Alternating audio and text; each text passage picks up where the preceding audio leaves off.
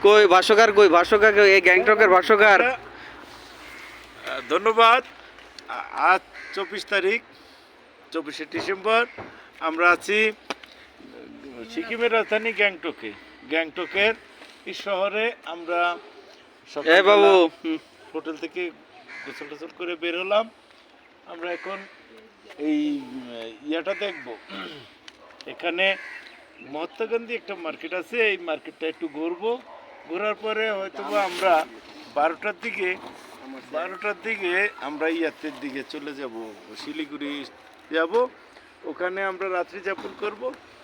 এখন আপনারা দেখেন এই গ্যাংটকের এই শহরের কিছু অংশ।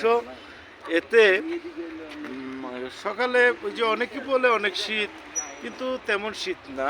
এই গ্যাংটক শহরটায় শীত হইল সিকিম, ইয়াতে সিকিম, নর্থ সিকিমে, লাচুং। হ্যাঁ, ওখানের পরিবেশ আর এখানের পরিবেশ অনেক ডিফারেন্স।